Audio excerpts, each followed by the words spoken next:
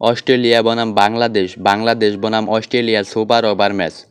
প্রথম টি-20 ম্যাচটা ড্র হয়েছিল, যার জন্য এখন সুপার ওভার চলবে।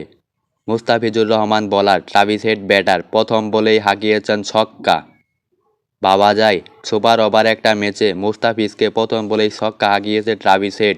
এবার দ্বিতীয় বল, অফ সাইডে কাট করে দিয়েছে। 2 রান, 2 বলেই 8 রান করে ফেলল অস্ট্রেলিয়া। তৃতীয় নাম্বার বল, দেখা যাক কি হয়।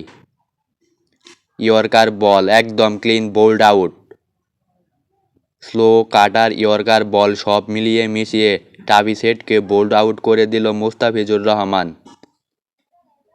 আমরা রিপ্লেতে দেখতে পাচ্ছি অনেক সুন্দরভাবে।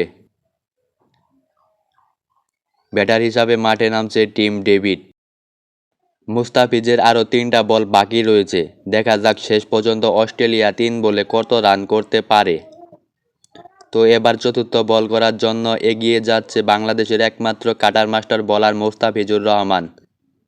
ডট বল, 4 বলে 8 রান। 5 নাম্বার বল করার জন্য প্রস্তুত মুস্তাফিজুর রহমান। এগিয়ে এসে অফ সাইডে কাট করেছে, অবশেষে আরও 1টি রান। 5 বলে 9 রান সংগ্রহ টিম অস্ট্রেলিয়ার। সুপার ওভারের লাস্ট বল, মনে হয় 2 নিবে, কিন্তু না, দেখা যাক 2 নেওয়ার চেষ্টায়। অবশেষে রান আউটের জন্য আবেদন, মনে হয় আউট, ইয়েস আউট। সুপার ওভারে 1 ওভারে 10 রান করেছে অস্ট্রেলিয়া। বাংলাদেশের 11 করতে হবে। বোলার হিসাবে আসছে মিচেল স্টার্ক, বিশ্বের 1 নম্বর পেস বোলার। ব্যাটার হিসাবে রয়েছে তানজিদ হাসান তামিম। প্রথম বল, 1 রান। অবশেষে বাংলাদেশের সংগ্রহ, মিস ফিল্ডিং।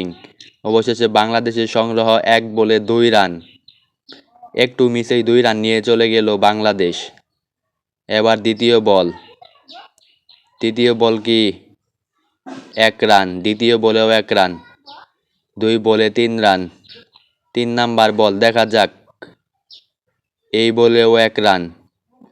সো এক এক করে নিলেই এই ম্যাচটা তো কখনোই জয়লাভ করতে পারবে না বাংলাদেশ। একটা বাউন্ডারি অবশ্যই মারতে হবে। দেখা যাক চতুর্থ বল। চতুর্থ বলেও সেম আগের মতোই 1 রান। 2 বলে 6 রানের প্রয়োজন। দেখা যাক কি হয়।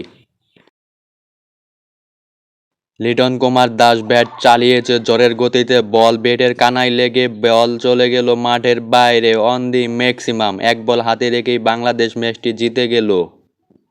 ভাবা যায় সুপার ওভারে বাংলাদেশ ম্যাচটি জয় পেল। Bangladesh win by super over.